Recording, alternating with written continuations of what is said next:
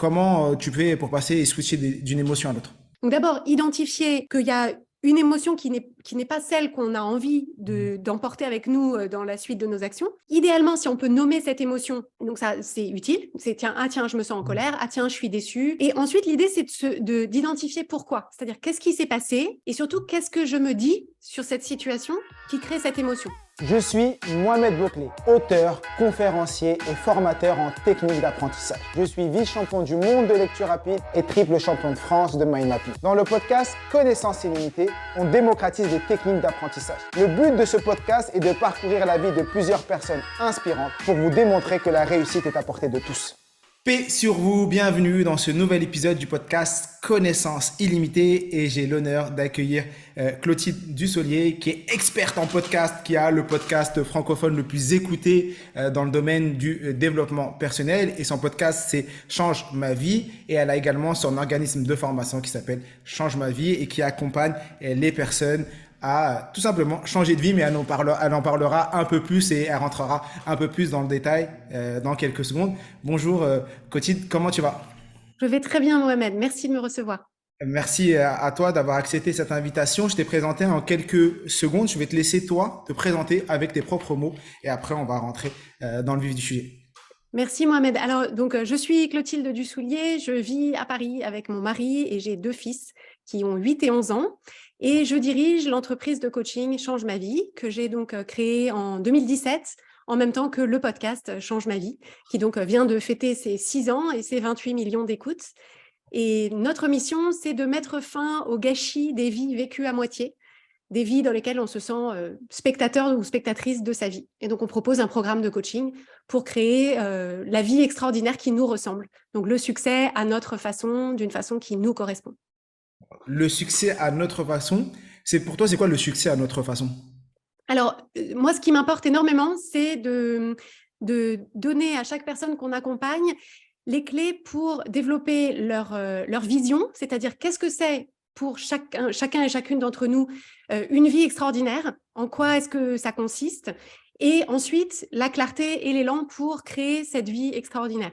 Parce qu'en fait, je pense que d'une façon générale, dans les médias, on voit beaucoup de portraits de réussite. Il y a des gens qui sont montrés comme étant des exemples.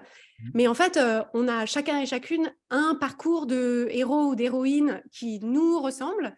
Et en fait, moi, je veux surtout pas que les personnes qu'on accompagne suivent finalement le chemin de la réussite de quelqu'un d'autre. Parce que je pense qu'il y a beaucoup de gens qui font ça, qui cochent les cases, qui disent, voilà, j'ai fait ce que mes parents m'ont dit, ce que les gens autour de moi m'ont dit de faire, et qui arrivent en milieu de vie ou en milieu de carrière à se dire, non, mais en fait, oula, je suis en train de vivre la vie de quelqu'un d'autre. Et donc, on les aide justement à se dire, qu'est-ce que c'est la vie que moi, j'ai envie de vivre? Donc, c'est vraiment ça que je veux dire par la réussite, quelle est la réussite qui nous correspond. D'accord. C'est des personnes qui vivent la vie des autres et à un moment, on le déclic et ils se disent, là, à ce moment-là, j'ai envie de vivre ma propre vie. Et c'est ça. En fait, souvent, le symptôme, c'est l'impression de subir un peu des choix qu'on a faits par le passé, un peu par défaut ou parce qu'on était encouragé par les autres ou parce que c'était un peu en autopilote. Donc, l'impression de subir sa vie, de finalement avoir beaucoup de contraintes et pas beaucoup de temps de liberté, de légèreté, de joie. Donc, ça peut être ça. Ça peut être aussi des gens qui sont en fond de 5e en permanence et qui se rendent compte qu'en fait, le burn-out ou l'épuisement menace.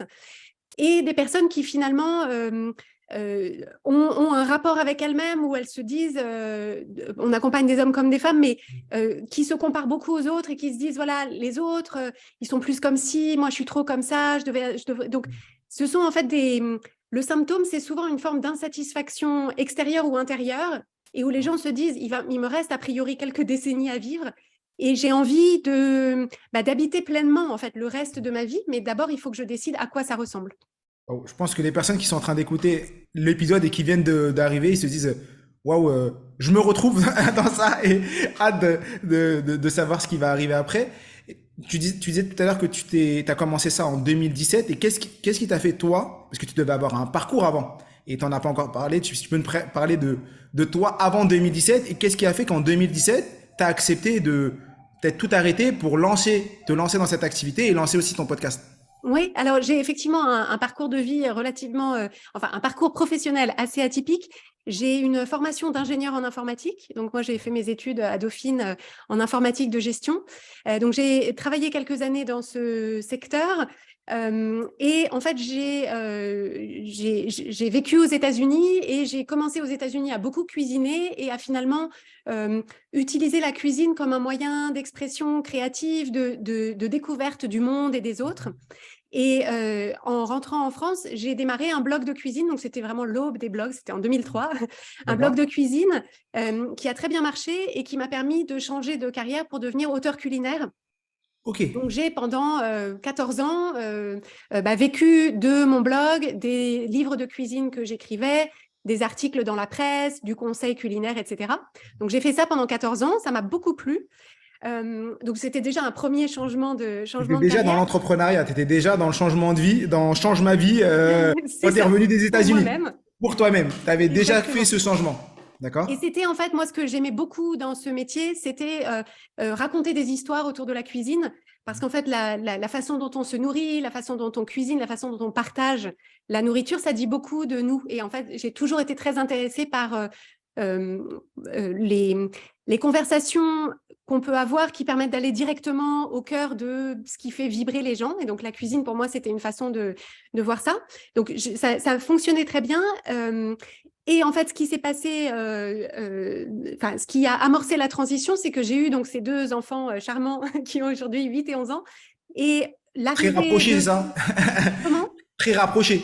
Oh, 3 ans, c'est relativement classique, mais l'arrivée des enfants, en fait, dans cette vie j'ai un profil plutôt perfectionniste, donc j'aime bien que tout se passe exactement comme je veux, j'aime bien voilà, que tout soit bien organisé, bien structuré. Tu rajoutes des enfants là-dedans, D'accord. et c'était d'un coup beaucoup plus compliqué. Et en fait, je me suis sentie perdue entre toutes ces choses que j'avais dans ma vie, que j'avais choisies.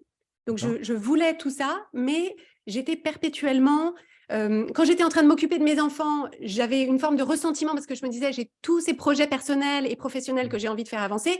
Et quand j'étais dans mes projets professionnels ou personnels, je me disais, je devrais être en train de m'occuper plus de mes enfants, je devrais plus aimer voilà, être à quatre pattes, à jouer au Lego, etc. Donc, j'avais beaucoup de questionnements et Toujours en c'est train de ça qui m'a culpabiliser menée un au peu. coaching. Donc, en vrai, tu es dans une phase où tu culpabilisais à chaque fois en te disant, bah, après, c'est un peu ce que je vis et ce que j'ai pu vivre à un moment. Ah, je suis pas le papa que je voulais être. Parce que je suis pas assez avec mes enfants, et quand je suis avec mes enfants, ah, je suis pas l'entrepreneur parce que je devrais être en train de travailler. Et donc, tu as cette double casquette et tu as ces deux personnes qui sont en train de se battre à l'intérieur. Et donc, c'est ça qui, toi, cette sensation intérieure qui t'a poussé à te mettre dans le coaching de vie pour te former d'abord toi. C'est ça? C'est ça, exactement. Moi, j'ai d'abord bénéficié du coaching pour moi Ok. parce que, en fait, j'étais à un stade de ma vie où, en fait, j'avais énormément d'injonctions contradictoires. C'est-à-dire qu'en fait, j'essayais d'être tout parfaitement. Et en fait, c'est juste pas possible pour une seule personne avec 24 heures par jour. Et ce que le coaching m'a vraiment apporté, ça m'a aidé à clarifier, déjà à confirmer que tout ce que j'avais dans ma vie, effectivement, je le voulais et que c'était juste qu'il fallait que j'aménage finalement la répartition de ces différents éléments d'une façon qui me convenait. Et ce que le coaching m'a apporté aussi, c'est que comme je suis assez sensible et les émotions, je les ressens assez fort, ça m'a apporté beaucoup d'outils pour justement comprendre mes émotions, ce qu'elles me disaient, et les utiliser en fait comme un GPS pour créer finalement l'expérience émotionnelle que j'avais de mes journées pour maximiser en fait la joie, la légèreté, l'enthousiasme, l'accomplissement et minimiser tout ce qui pouvait être ressentiment, déception, voilà, toutes les émotions qui sont désagréables. Donc, la vie humaine, c'est pas que des émotions agréables, mais quand on comprend mieux ces émotions, on peut quand même beaucoup plus voilà, générer le carburant émotionnel qu'on a envie de ressentir pour conduire ces journées. Et qu'est-ce qui t'a fait passer le pas? Parce que tu es reparti de zéro en 2003 quand tu t'es lancé dans ton blog. Et là, tu as un blog qui fonctionne, tu as une activité qui fonctionne. Bon, tu as plein d'injonctions intérieures. Tu te formes au coaching de vie. Et là, d'un coup, tu te dis, bah là, je vais repartir de zéro pour moi aussi partager ce savoir. Par où t'es passé? Qu'est-ce qui t'a fait faire le déclic et comment tu t'y es pris pour repartir de zéro? Alors, déjà, un premier élément, aussi bien quand j'ai changé de carrière la première fois, donc d'ingénieur à auteur culinaire et puis ensuite d'auteur culinaire à coach, je pense que le premier signal, c'était la passion que je ressentais pour mon sujet.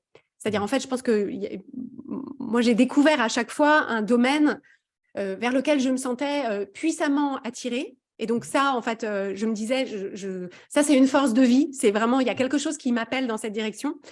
Et ensuite, de façon plus concrète et stratégique, en fait, c'est à ce moment-là que j'ai lancé d'abord mon podcast. D'accord. Parce que je me suis dit, c'est une façon de tester mon intérêt pour le sujet, c'est-à-dire si tous les jeudis, il faut que je sorte un nouvel épisode là-dessus, si en fait finalement c'est une passade, au bout de 3 semaines, je vais m'en apercevoir. Et ça me permettait aussi de tester que la façon que j'avais de parler de ça parlait aux autres et que il y avait des gens que ça intéressait. Donc ça, j'ai pu assez rapidement le valider. Et ensuite, concrètement, j'ai en fait fait en biseau, c'est-à-dire que j'ai fait les deux pendant un moment, jusqu'à m'apercevoir que la nouvelle activité décollait, qu'il y avait du répondant, que ça se développait. Et donc, ça m'a permis de lâcher la liane précédente pour rester uniquement sur la nouvelle liane que j'avais attrapée.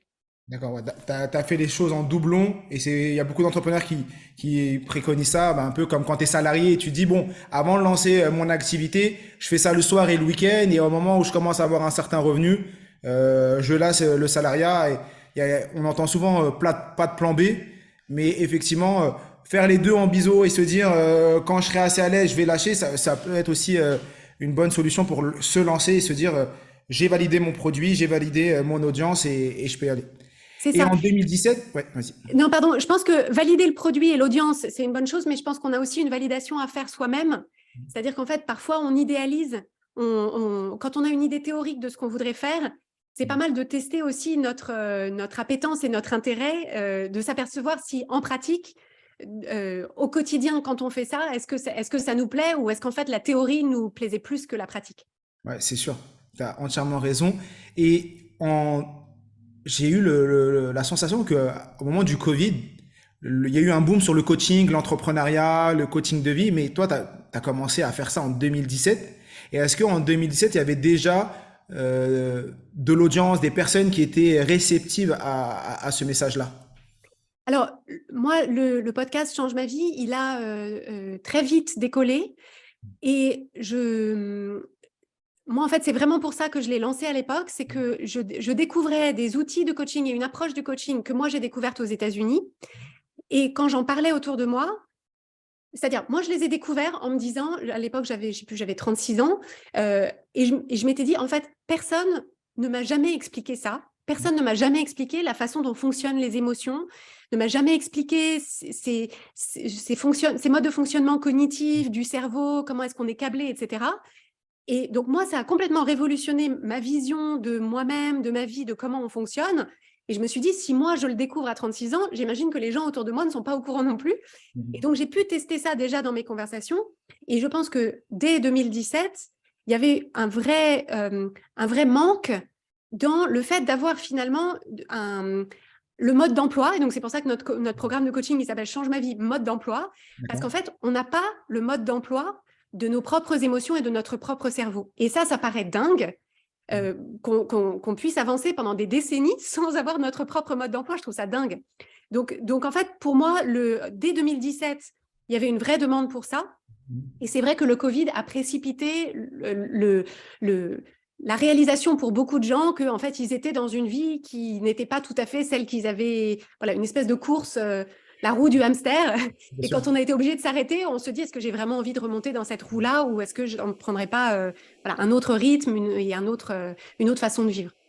Parce que dans ce que tu as dit, il y a deux choses où je me retrouve. La première, c'est sur le apprendre comment on fonctionne. Moi, c'est exactement ce que je fais dans le apprendre à comprendre son cerveau et à l'utiliser pour l'apprentissage. Parce qu'on passe notre vie à apprendre et on nous a jamais appris à apprendre. On nous a jamais dit voilà comment notre cerveau fonctionne pour l'apprentissage.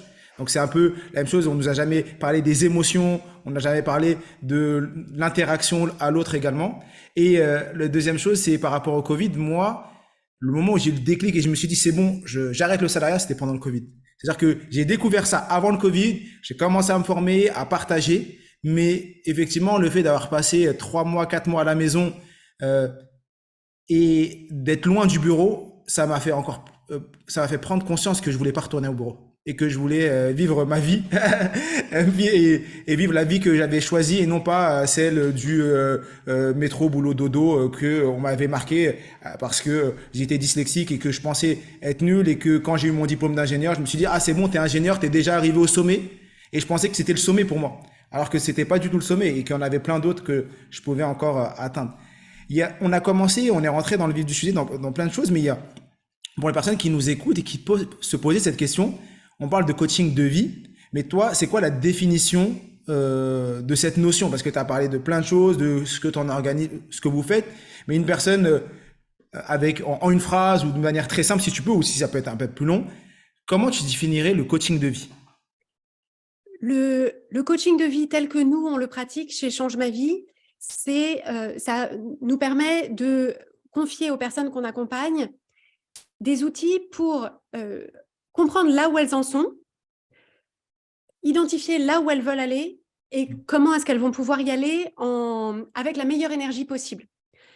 Et avec la meilleure énergie possible, il est important parce qu'en fait, on est beaucoup à avoir une relation aux objectifs qui est un peu punitive ou carotte et bâton et où en fait, finalement, on se dit, voilà, je pourrais me reposer voilà, je pourrais être fière de moi quand je serai arrivée sur la ligne d'arrivée. Et nous, en fait, ce qu'on se propose de faire, c'est d'aider les personnes à déjà savoir ce qu'elles veulent, parce que ça, c'est pas si simple que ça, se mettre en chemin pour le créer et vraiment apprécier le processus, être fier au fur et à mesure, parce qu'en fait, c'est la fierté et la gratification en cours de route qui continue en fait à alimenter le fait qu'on est sur le bon chemin, qu'on avance, qu'on a raison, que les efforts qu'on fournit, ils payent.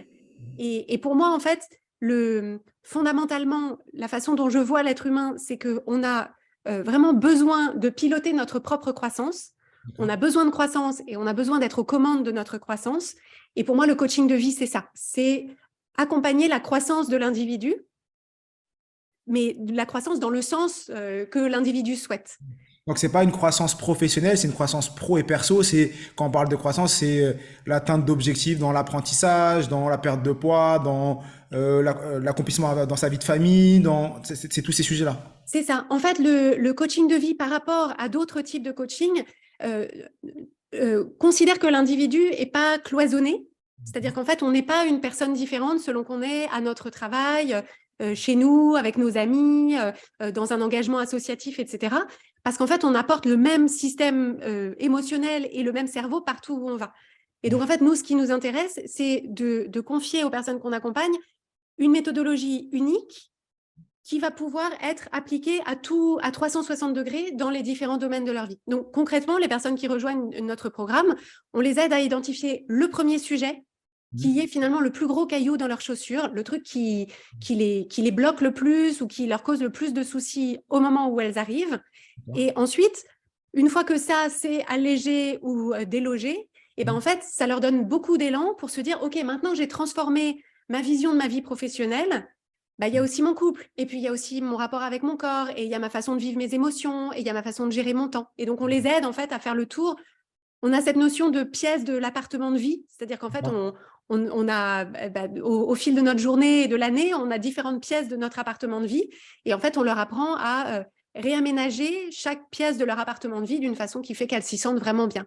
Je dis elles, c'est les personnes, parce qu'on accompagne des hommes et des femmes. D'accord. Bah oui, il y a principalement des femmes une grosse partie, c'est des femmes, ça? Alors, je pense que donc la réponse est oui, on a majoritairement des femmes, mais on a aussi des hommes. Et pour nous, c'est important parce que je pense que ces outils émotionnels, finalement, les hommes partent de plus loin en termes de compréhension de leurs émotions et de connexion à leurs émotions. Néanmoins, comme les femmes ont globalement une démarche d'introspection qui est plus naturellement, enfin pas naturellement, mais en termes de conditionnement social, elles sont plus encouragées à l'introspection. D'une façon générale, elles se tournent davantage vers le développement personnel et le coaching. Effectivement. Petite pause pour te dire que si l'épisode te plaît, like, abonne-toi et mets 5 étoiles pour nous soutenir. Je te dis ça parce que même chez moi, au sein de Connaissances Illimitées, on est sur du 70-30. On a 70% de femmes, 30% d'hommes. Et même quand je fais des événements physiques, la salle est remplie à 70, même à 80% de femmes. J'ai l'impression, et je suis le premier à l'avoir vécu, quand ma femme est venue me voir pour me dire, Mohamed, il y a un atelier de lecture rapide, vas-y. La première chose que je lui ai dit, c'était non, j'y vais pas. Et c'était, bah, vas-y toi. Et si c'est bien, peut-être j'irai. Bon, elle n'y a pas allé, elle m'a poussé à y aller, j'y suis allé. Mais souvent, même quand je vois, j'ai des élèves qui viennent, des femmes, elles me disent, je suis venu et mon mari viendra la prochaine fois. Je vais inscrire mon mari, c'était un peu, va valider le truc, va regarder si c'est vrai. Et donc, j'ai l'impression que vous avez plus de courage, vous avez plus vous allez plus de l'avant que beaucoup d'hommes. Après, c'est pas mettre des étiquettes, mais juste dans ce que j'ai pu constater, vous avez la capacité à investir en vous et à dire, bah, je vais tester, je vais y aller, je vais voir ce qu'ils racontent et ça, c'est super, super intéressant. Il y a une question parce que depuis tout à l'heure, dans tout ce que tu nous dis, tu as évoqué à plusieurs reprises le mot émotion. Et pour toi, les émotions, j'ai l'impression que c'est quelque chose de très, très important. Est-ce que tu pourrais nous en parler un peu par rapport à comment vous travaillez sur les émotions dans Change ma vie et bah déjà, quelles sont les émotions primaires ou autres et qu'est-ce que tu peux nous dire par rapport à ça pour que les personnes qui nous écoutent puissent écouter leurs émotions et avancer avec leurs émotions? Oui, alors effectivement, la dimension émotionnelle de notre vie, elle est absolument centrale parce que concrètement, la façon dont on se sent à chaque seconde de chaque journée, bah, c'est nos émotions. Donc, selon qu'on se sent serein, calme, enthousiaste, léger ou anxieux, vexé, en colère, etc., en fait, nos journées, on ne les traverse pas du tout de la même façon. Et la plupart d'entre nous n'avons reçu absolument aucune sorte d'éducation émotionnelle. Et même pire, la plupart d'entre nous avons grandi dans un système dans lequel les émotions étaient plutôt vues comme étant encombrantes ou un signe de faiblesse. Et on nous a plutôt envoyé le message que les émotions positives, oui, mais pas trop quand même, genre calme-toi un peu. Et les émotions négatives, en fait, t'es plombante, ça fait trop de bruit, va pleurer ailleurs, va dans ta chambre. Quand tu seras calmé, tu reviens. Ouais, faut refouler. On est dans une société où il faut refouler ses émotions, les cacher. Quand on est en colère, faut le cacher. Quand on est triste, faut le cacher. Et ouais, c'est exactement ça. Et depuis l'enfance, on le fait avec des parents le font avec leurs enfants. Ouais. C'est ça. Et donc, c'est vrai que quand on a des enfants, on se rend compte que gérer les émotions des enfants, c'est pas évident parce qu'ils ont aucune compétence de régulation émotionnelle.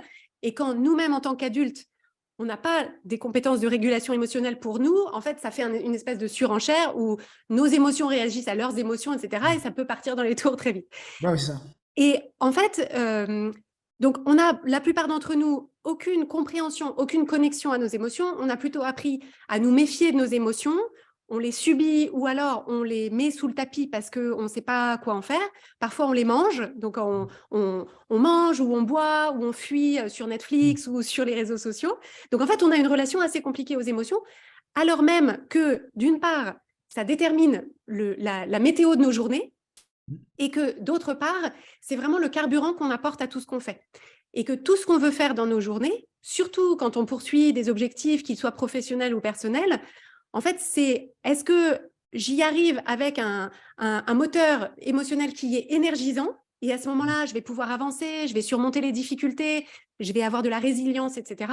Ou un moteur émotionnel plutôt de doute, d'inquiétude, d'anxiété ou de honte. Et là, en fait, je pars vraiment avec une épine dans le pied.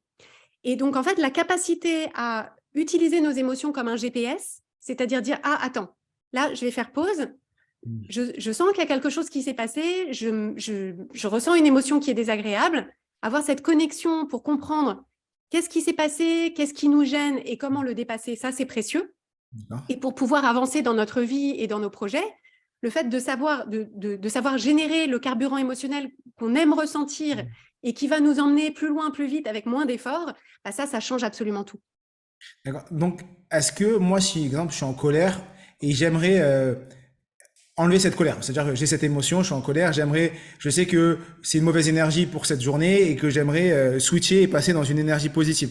Est-ce que toi, tu as des exercices que tu fais faire ou des choses que tu pourrais partager? Je sais pas si c'est confidentiel ou c'est que pour les personnes que pour tes élèves, mais est-ce que tu as des méthodes? Parce que souvent, je pense que les personnes qui nous écoutent, tu as des parents qui se réveillent, sont de bonne humeur, après avec leurs enfants qui sont pas forcément, qui se mettent à crier, qui se synchronisent de manière négative, c'est-à-dire ils se synchronisent à l'enfant et ils se mettent également de mauvaise humeur. Comment tu fais pour switcher et revenir de bonne humeur ou en journée, quand tu as passé une mauvaise journée au bureau et que tu arrives à la maison et que tu rentres avec tes émotions de la journée, alors qu'il faudrait les laisser à la porte et passer sur un autre type d'émotion parce que tu rejoins ton couple, tes enfants. Comment tu fais pour passer et switcher d'une émotion à l'autre? Oui, alors, donc effectivement, au sein du programme, on a un processus qu'on confie à nos membres pour s'exercer à ça, parce que, encore une fois, selon l'âge auquel on arrive à ça, en fait, on a des décennies de mauvaises habitudes, entre guillemets, enfin, d'une relation un petit peu bancale avec nos émotions. Donc, nous, on a un processus qui permet de savoir où est-ce qu'on en est et de quoi on a besoin en premier lieu. Mais en fait, schématiquement, la première chose à faire, c'est déjà d'identifier, d'identifier qu'on ressent une émotion avec laquelle on n'a pas envie, dont on n'a pas envie nécessairement de colorer nos actions. Parce qu'en fait, d'une part, il y a comment on se sent, et ça c'est une chose, mais il y a, est-ce que, si par exemple je ressens de la colère, est-ce que j'envoie ma colère à la personne en face de moi, qui peut-être n'a rien à voir avec ça, ou est-ce que je donne une place à ma colère entre moi et moi, et par ailleurs, dans mes actions, en fait, je ne fais pas subir ma colère aux autres. Donc ça, c'est une chose. Donc d'abord, identifier qu'il y a une émotion qui n'est pas celle qu'on a envie d'emporter avec nous dans la suite de nos actions. Idéalement, si on peut nommer cette émotion, donc ça, c'est utile. C'est tiens, je me sens en colère. Ah tiens, je suis déçue. Ah tiens, je suis anxieuse. Ah tiens, je suis inquiète, etc. Et ensuite, l'idée, c'est d'identifier pourquoi. C'est-à-dire, qu'est-ce qui s'est passé et surtout, qu'est-ce que je me dis sur cette situation qui crée cette émotion. Parce qu'en fait, ce n'est pas les situations qui génèrent nos émotions, c'est notre lecture de la situation. C'est ce que je me raconte sur la situation qui fait que je me sens inquiète ou en colère ou anxieuse ou vexée. C'est l'histoire intérieure que je me raconte. Ouais, c'est ça. En fait, ce sont mes pensées qui créent mes émotions. Donc, juste identifier ça. Et ça, rien que ça, ça change absolument tout. Le fait de se dire, c'est pas l'autre qui m'a mise en colère, c'est parce que l'autre a fait quelque chose ou dit quelque chose et j'ai pensé quelque chose qui crée ma colère. Déjà, on a un premier sas de séparation. Et ensuite, l'idée, c'est de beaucoup normaliser. C'est-à-dire que justement, parce qu'on nous a appris beaucoup à juger nos émotions et à se juger dans nos émotions, c'est de se dire, je comprends pourquoi je me sens en colère ou pourquoi je suis inquiète. C'est parce que je suis en train de me dire ça. Et donc, cette émotion n'est pas un problème. Simplement, il faut que je décide qu'est-ce que j'ai envie d'en faire. Et ça, en fait, ça permet d'apaiser l'émotion. Mais l'idée, c'est vraiment pas de s'en couper parce que notre émotion, elle nous dit quelque chose. Et plus on la rejette, plus, en fait, elle va nous revenir à la figure. Bien sûr, il ne faut pas se couper des émotions. Et par rapport à ce que tu viens de dire, on peut avoir deux personnes qui vivent la même situation. Une va se mettre en colère et l'autre non. C'est-à-dire que c'est vraiment la perception du moment présent et l'histoire que tu t'es racontée. Et comment tu interprètes les choses qui font que tu as telle ou telle émotion. Et après, c'est se reformuler l'histoire. Des fois, moi, j'essaie de me reformuler ce que je suis en train de vivre et me dire, mais est-ce que tu es sûr? On a le principe en PNL, la carte n'est pas le territoire. Et j'adore ce principe-là. Je vois quelque chose, j'ai une émotion et je me dis, mais est-ce que c'est vrai? Est-ce que tu es sûr de ce que tu es en train de voir, entre guillemets? Est-ce que tu t'es pas, pose-toi des questions. Est-ce que c'est pas toi qui interprètes mal ce que tu viens de vivre? Et des fois, juste poser des questions à la personne qui est devant nous, si c'est en interaction avec quelqu'un, te permet de dire, en vrai, non, tu as mal interprété la situation. Et effectivement, on disait tout à l'heure, refouler les émotions. On ne doit pas refouler les émotions. C'est un signal. Il y a quelque chose derrière tout ça. Ouais, c'est ça. Il faut impérativement qu'il y ait un moment de connexion à soi-même, comme en fait on ferait avec son meilleur ami ou sa meilleure amie, où on lui dirait, je comprends à 1000% pourquoi ça te met en colère. Et dans la situation, est-ce que cette colère est l'émotion qui va être la plus utile pour résoudre le problème ou obtenir ce que tu veux ou pas? Et en fait, moi, chez Change ma vie, ce qui nous importe, c'est pas de savoir est-ce que l'histoire que je me raconte, elle est vraie ou elle est pas vraie. Ça, en fait, on s'en fiche, puisque de toute façon, c'est très subjectif. C'est est-ce que l'histoire que je me raconte, elle m'est utile? C'est-à-dire, est-ce que ma façon de voir la situation, c'est celle qui crée l'émotion la plus utile pour que mes actions soient les plus utiles pour m'avancer dans la direction dans laquelle j'ai envie d'aller. Je suis entièrement d'accord. On va arriver sur une autre partie, parce que ça fait 6 ans, tu me disais que ça fait 6 ans que tu as lancé Change ma vie. Tu es entrepreneuse, tu es maman, tu as 2 enfants. tu gères une équipe. Comment aujourd'hui, est-ce que tu continues à te former, tu continues à apprendre et comment tu fais pour faire ça? Parce que je pense que les gens qui nous écoutent souvent j'ai pas le temps de lire, j'ai pas le temps d'apprendre, j'ai pas le temps d'avancer, on n'a jamais le temps. Et je voulais avoir ton point de vue de toi qui est un peu comme toutes les personnes qui nous écoutent. Est-ce que tu arrives à trouver du temps? Alors, l'apprentissage en continu et le coaching en continu, c'est complètement central, je crois, dans ma façon d'être d'une façon générale et ma façon de fonctionner. En fait, moi, ce qui m'a toujours intéressée et qui a beaucoup guidé mes choix, c'est de m'orienter toujours vers des domaines dans lesquels je sens que je ne vais pas en avoir fait le tour dans 15 jours parce qu'en fait, j'adore. J'adore apprendre, j'adore comprendre, j'adore maîtriser de mieux en mieux, développer un niveau d'expertise, être toujours plus pointu dans ce que je fais. Et donc, j'ai un très grand appétit d'apprentissage. Moi, en fait, mon challenge personnel, il est plutôt de ménager ma monture, c'est-à-dire de ne pas suivre 12 formations en même temps pour avoir justement le temps de mettre chacune à profit de la meilleure des façons. Voilà, j'ai toujours 8 bouquins en parallèle que je suis en train de lire. Donc, c'est plutôt ça, moi, ma problématique. J'espère que tu utilises la lecture rapide, hein. Mais complètement, il faudrait. Ouais, tout à fait, tu as tout à fait raison. Donc, en fait, moi, c'est vraiment, finalement, c'est mon passe-temps préféré, c'est de me former, c'est de lire, c'est d'apprendre. Néanmoins, il faut que je réserve du temps à ça.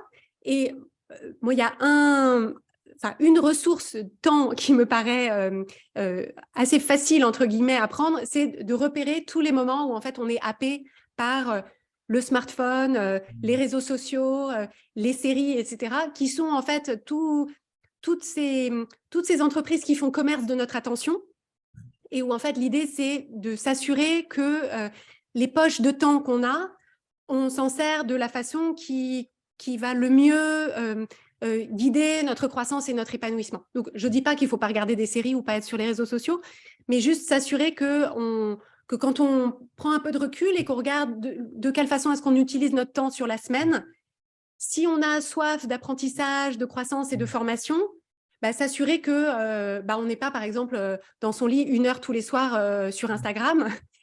Peut-être qu'on pourrait faire 20 minutes d'Instagram et puis 40 minutes de lecture, par exemple, si c'est ça qu'on a envie de faire. Tout ça au service de son objectif, ça revient à ce que tu disais tout à l'heure. Tu vois ton objectif, si ton objectif c'est d'apprendre une langue étrangère et que tu dis que t'as pas le temps, mais tu as le temps pour regarder les réseaux sociaux et regarder des séries, c'est que peut-être ton objectif il n'est pas assez clair et que il faut dégager ce temps perdu. Et j'en parle dans mon livre. Je dis que c'est du temps perdu. Ce temps perdu, l'utiliser pour du temps pour soi et du temps d'apprentissage ou du temps qui va te permettre de t'élever. Et comme tu apprends beaucoup, c'est quoi la dernière chose que tu as appris et que tu pourrais partager avec nous ici et qui t'a marqué? Ça peut être tout et rien, ça peut être j'ai appris que si je mettais du sel dans le lavabo, ça me permettait, tu vois, ça peut être tout et n'importe quoi, c'est vraiment. Une chose qui me vient à l'esprit, c'est moi j'aime beaucoup raconter des histoires et utiliser les histoires pour faire passer des messages. Et il y a une chose que j'ai apprise il n'y a pas très longtemps en suivant une formation sur le storytelling dans l'écriture professionnelle, c'est de démarrer au milieu de l'histoire. Donc, en fait, moi, j'avais tendance à vouloir raconter une histoire et commencer par dire voilà ce que j'ai appris et je vais vous raconter une histoire qui illustre.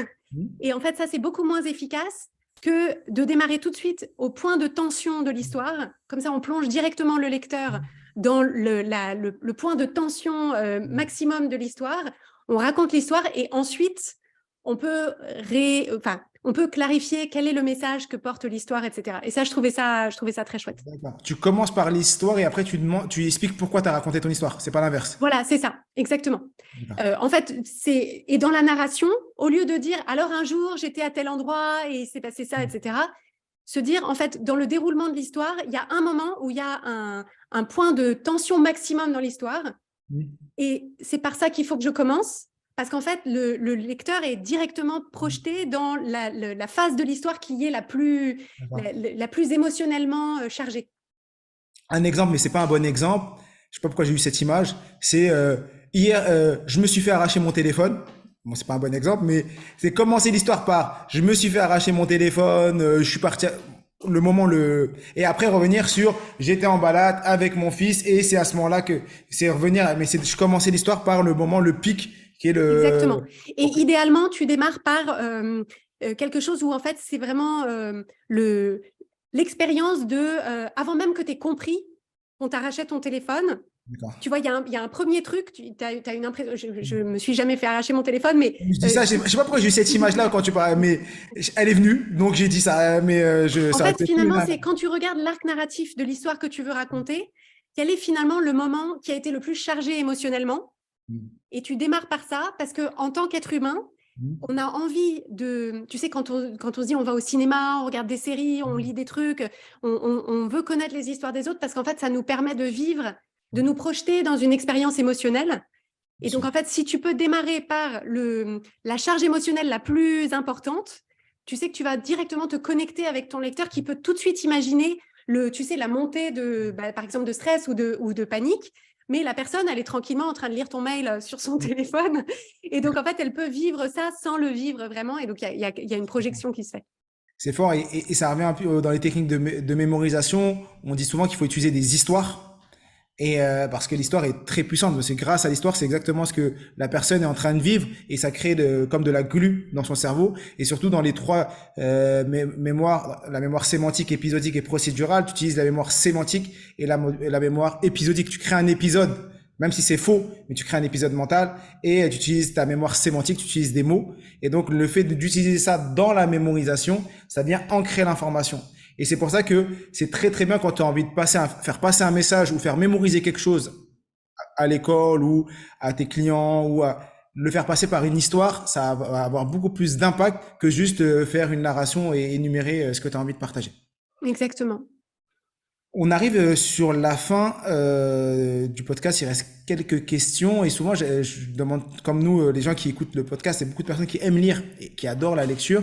Comme tu dis que tu as adoré te former, est-ce que tu as un livre à conseiller aux personnes qui nous écoutent aujourd'hui et pourquoi ce livre?